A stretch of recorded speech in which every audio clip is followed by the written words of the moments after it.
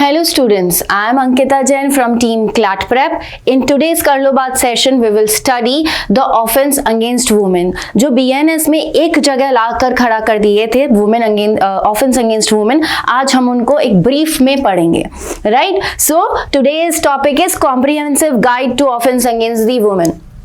तो ये BNS में कुछ इस तरह से डाल रखे हैं ऑफेंस अगेंस्ट वुमेन के अंदर पहला कैटेगरी जो कैटेगराइज किया हुआ है that is under the rape, right? And there are several situations जहां जहां उस एक्ट को हम रेप मान सकते हैं, that is described in one session only, right? Second is offence is assault और criminal force to a women. इसके अंदर भी हम 3-4 पढ़ेंगे किस किस सिचुएशन को, किस किस एक्ट को हम इसके अंदर लाते हैं. And third category is offence relating to a marriage. कौन शादी के बाद क्या क्या वुमेन के अगेंस्ट में ऑफेंस हो सकते हैं. तो these 3 category we will study in brief. तो let's start with rape first. So what is rape? तो रेप होता है जब कोई एक, it is a very serious crime when person forces और tricks to a woman, tricks to a woman. किसके लिए? A sexual activity, right? For a sexual activity. जब कोई इंसान, जब कोई मैन फोर्स करता है, कोई फिजिकल फोर्स यूज करता है या ट्रिक करता है, किसको? वुमेन को करता है. किसके लिए? फॉर सेक्सुअल एक्टिविटी के लिए. जब वुमेन का कोई क्लियर और कोई विलिंग इंटेंशन नहीं होता, without her consent, without her willingness, अगर कोई इंसान फोर्स करता है या ट्रिक करता है उसको for a sexual activity, that is called a rape, right? तो यहाँ पे हमें रेप तो समझ में आया.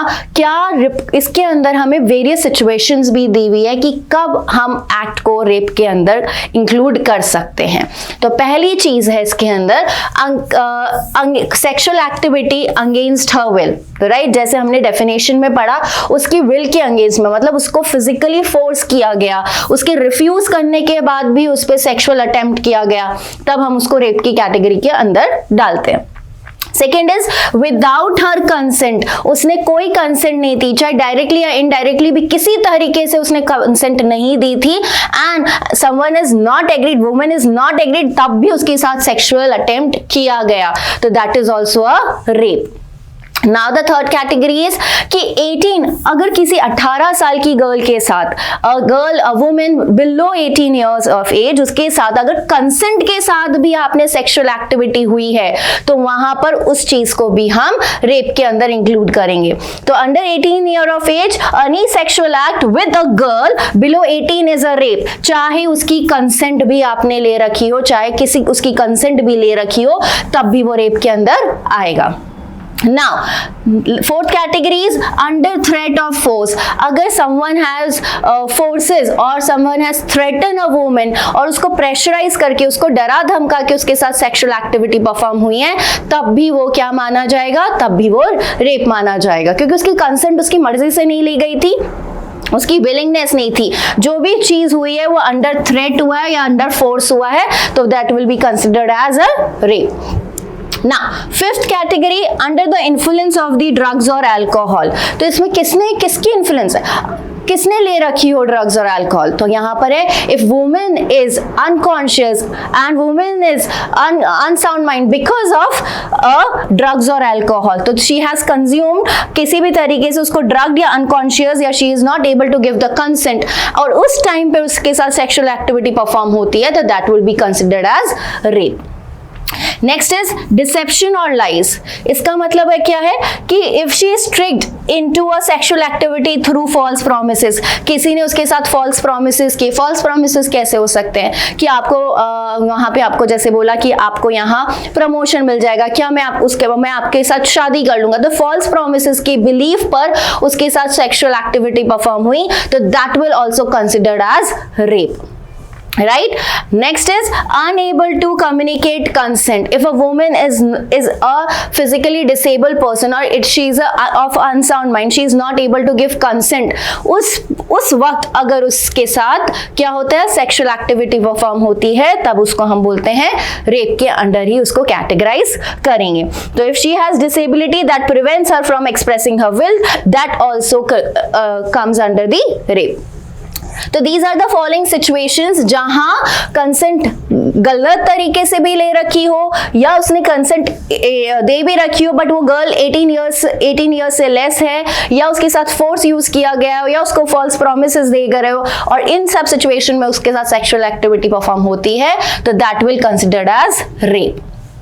नहीं, इसके दो एक्सेप्शंस हैं। इन दो एक्सेप्शंस के अंदर रेप कंसिडर नहीं किया जाएगा। ठीक है, वो दो एक्सेप्शन कौन से हैं?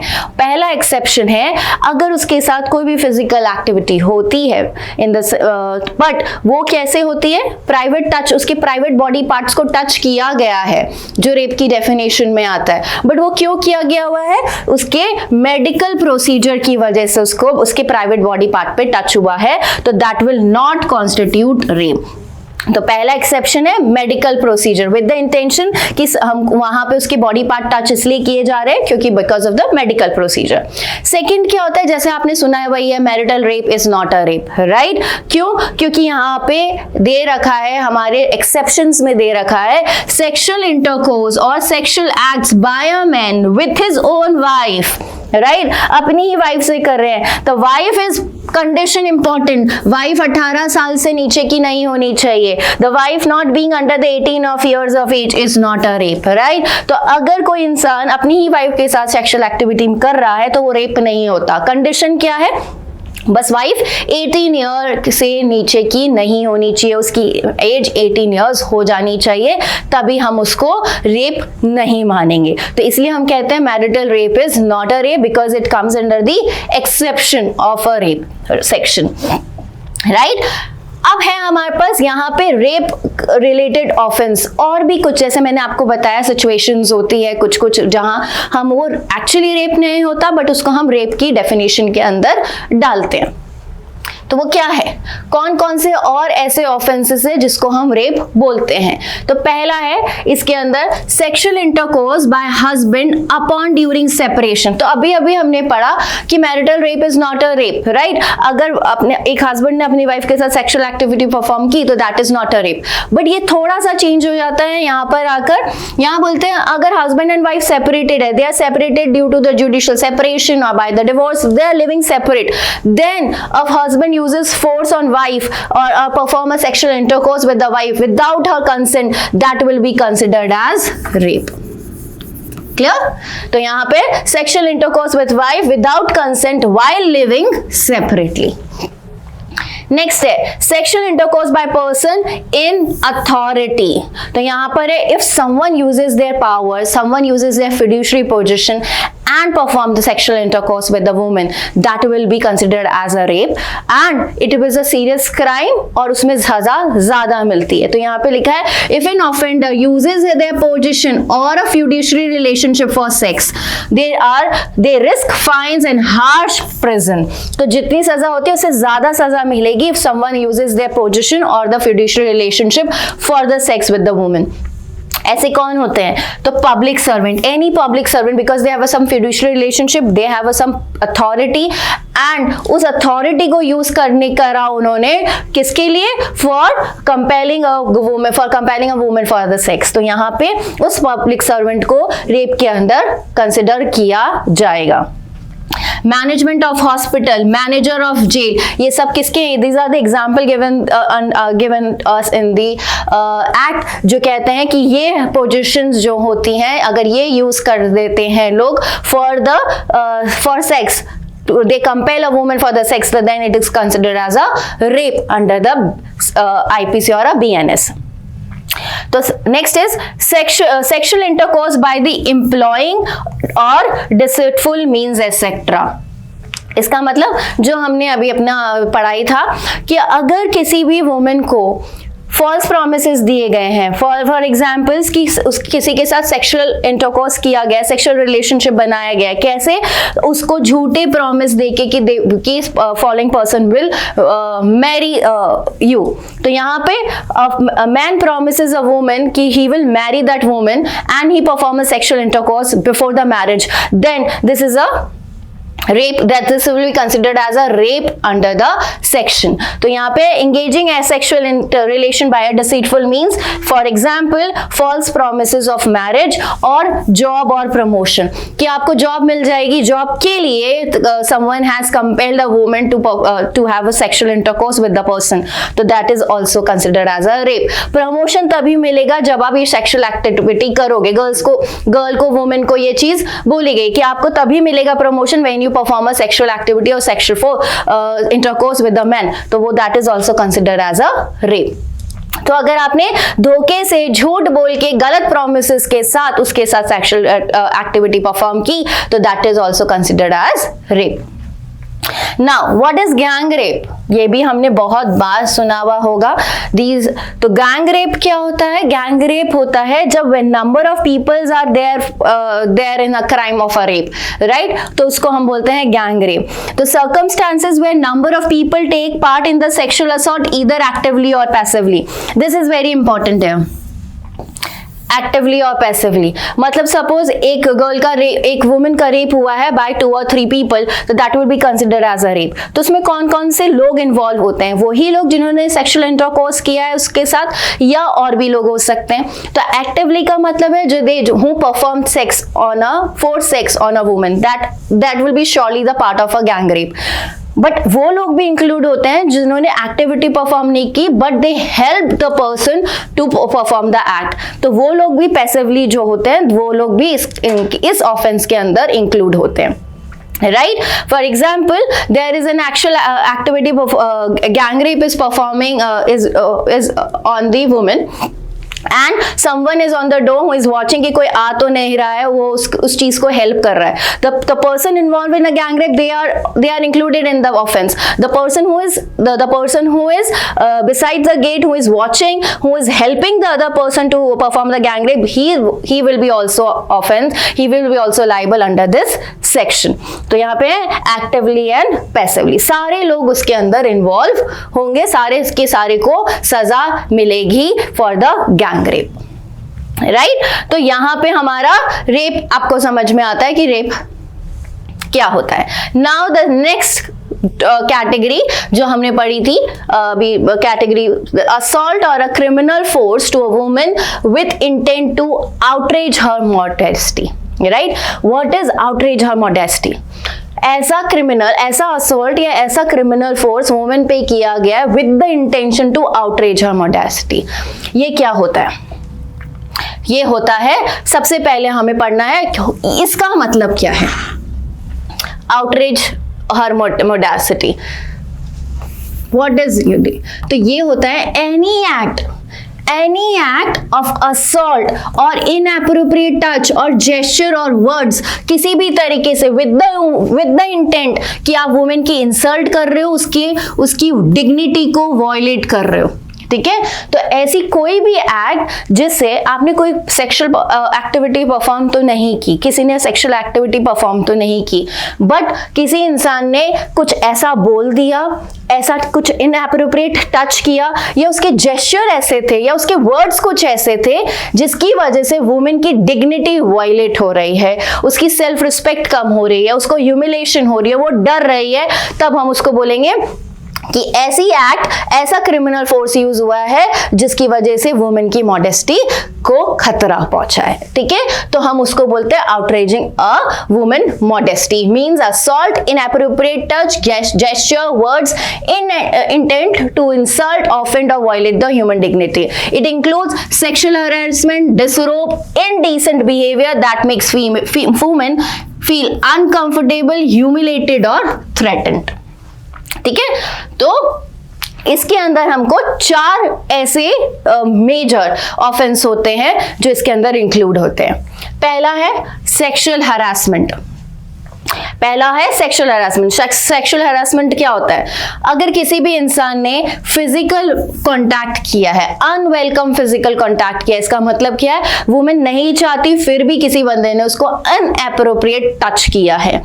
दूसरा, सेक्सुअल एडवांसेस या डिमांड्स फॉर फेवर, किसी ने उससे फेवर्स लिए, सेक्सुअल फेवर्स लेने की बात रखी है, या उसको कोई पोर्नोग्राफी दिखाई है, उसकी अगेंस्ट के, उसकी विल के अगेंस्ट उसको कुछ गलत वीडियोस दिखाए गए हैं, या फिर उस पर कोई सेक्सुअली कलर्ड रिमार्क बोला है, उस पर कोई कमेंट डाला है, सेक्सुअली उस पर कमेंट किया है, तो ऐसी चीजें सेक्सुअल हरासमेंट के अंदर आती है। और ये एक ऑफेंस होता है जब कोई इंसान किसी की वुमेन की मॉडेस्टी को हर्ट करता है, उसको आउटरीच करता है, और ये क्राइम माना जाता है अंडर BNS, और इसमें पनिशमेंट्स दिए गए हैं।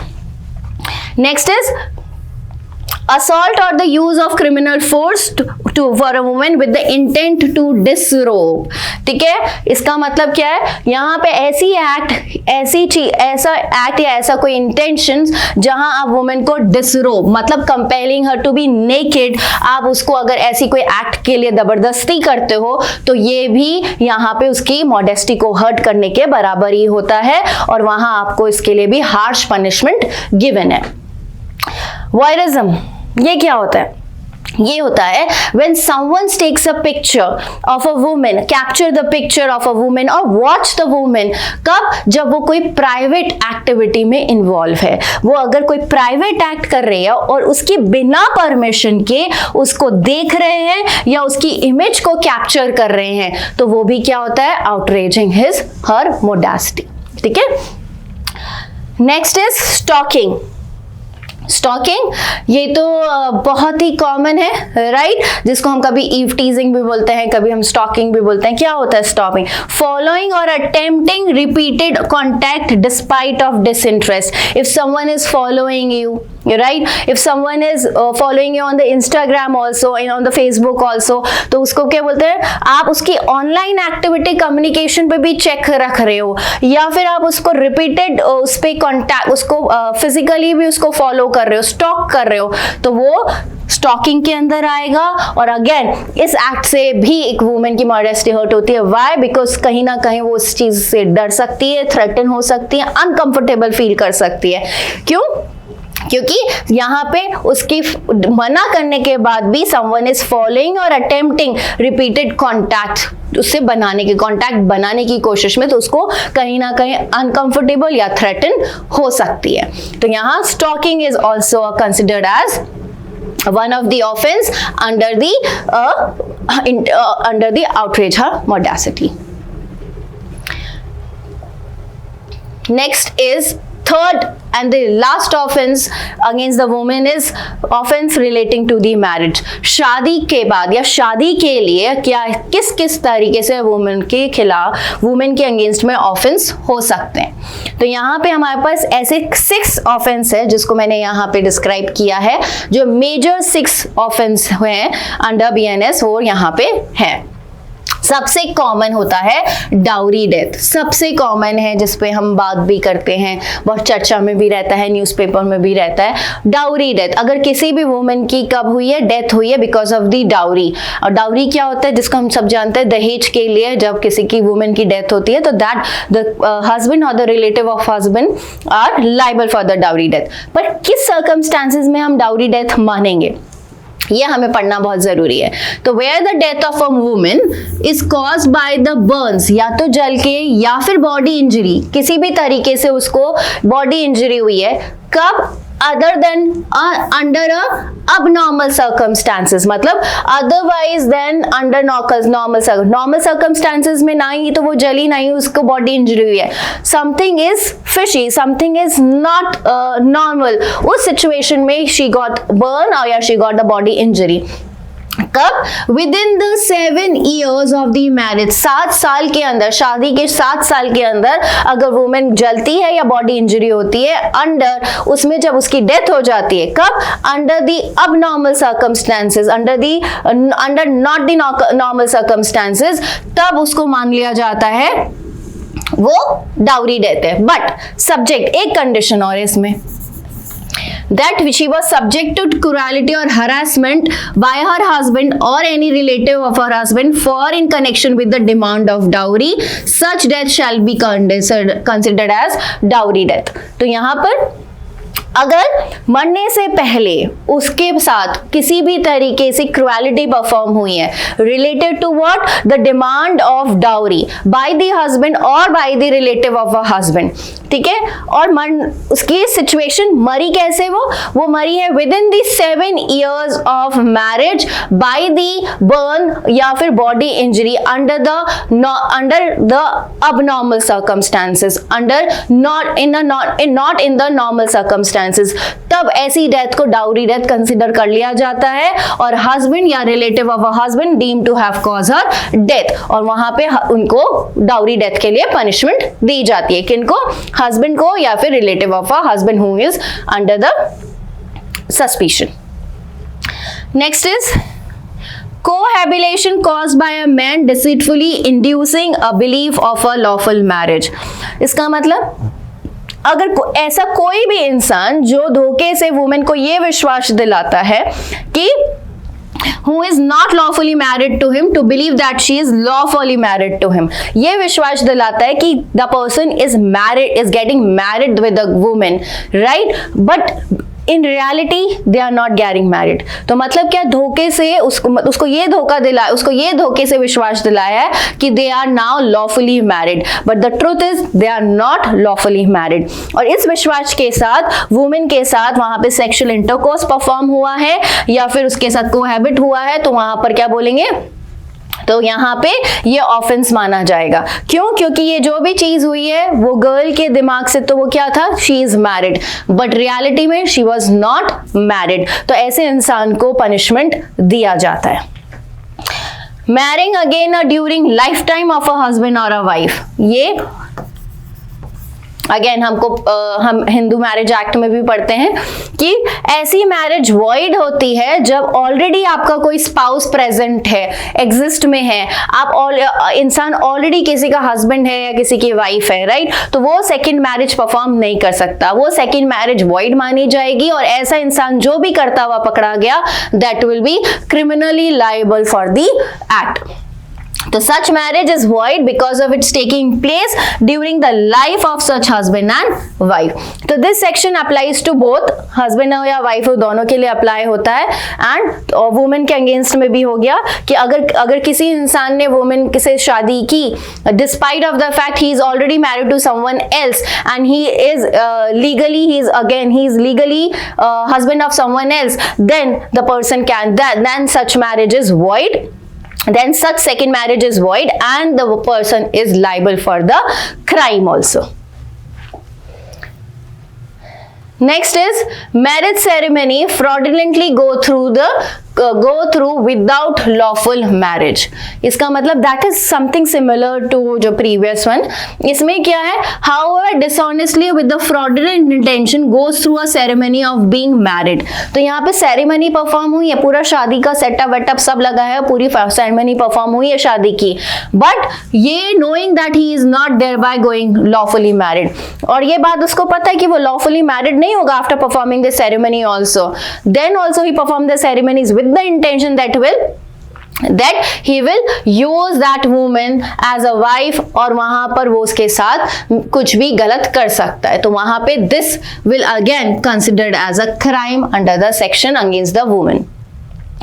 Now next is enticing or taking away or detaining a criminal intent of marriage woman, या kidnapping, adopting और inducing a woman to compel her marriage etc। तो दोनों ही एक चीज कहते हैं। यहाँ पर अगर या तो अपनी कोई मैरिड वुमेन को डिटेन किया हुआ है, क्यों, कि उसके साथ गलत काम करने के लिए, तो वो भी पनिशेबल है, या फिर आपने कोई वुमेन को किडनैप किया है और उसको फोर्स किया है शादी के लिए और for sexual intercourse, then this is also crime, right. तो इसमें क्या, अगर या तो आप मैरिड वुमेन को भी डिटेन कर रहे हो या आपने या तो आपने किसी भी वुमेन को डिटेन किया है, किडनैप किया है, उसको फोर्स किया है to have a sexual intercourse with a person, then it is also a crime. Next is husband or a relative of a husband of a woman subject to cruelty।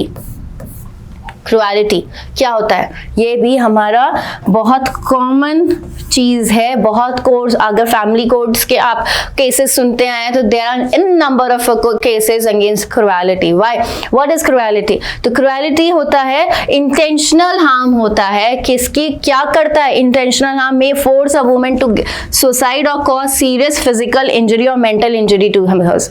तो ऐसी चीज किसी ने की है जो इंटेंशनल हार्म है, या तो वुमेन को मजबूर कर रहा है सुसाइड करने के लिए, या उसको सीरियसली कोई फिजिकल या मेंटल हार्म पहुंच रहा है। ठीक है, तो यहाँ पे है including the harassment of dowry और अ वैल्यूएबल प्रॉपर्टी। किसी भी चीज के लिए, या तो आप उससे डाउरी के लिए उसको मजबूर कर रहे हो, डाउरी मांग के उसको बार बार हरास कर रहे हो, उसको बार बार बोल रहे हो और उसकी वजह से वो मेंटल हार्म उसको बहुत ज्यादा हो रहा है, या वो कुछ सुसाइड का स्टेप उठा लेती है, तो यहाँ पर उसको हम क्रुएलिटी में मानेंगे। और जिसने भी उसके साथ ये उसको के साथ किया है, that person is subjected to the cruelty, और उसको बहुत हार्श पनिशमेंट दिए जाते हैं अंडर दिस सेक्शन। तो cruelty is an means an intentional harm that may force a woman to a suicide or cause serious physical or a mental harm, including harassment for the dowry or a valuable property. So that is the offense against the woman, a married woman, right? So this is all for the crime against the women, offence against the women. चाहे वो rape की बात की जा रही हो, चाहे वो हम बात करें उसकी मॉडेस्टी को आउटरीच करने की, चाहे हम उसकी बात करें आफ्टर द मैरिज और ऑन द मैरिज, किसी भी तरीके से वुमेन के साथ गलत हुआ है, इस सारे की सारी चीजों को एक साथ कंपाइल किया है बीएनएस ने एक ही जगह, और यही आज मैंने आपको सारे सेक्शंस जो मोस्ट इंपॉर्टेंट सेक्शंस होते हैं उनको कॉम्प्रिहेंसिव करके आपको बताया है। आई होप आपको ये सब समझ में आया होगा इन टुडेज सेशन ऑफ कर लो बात। So thank you so much, see you in a next session off कर लो बात।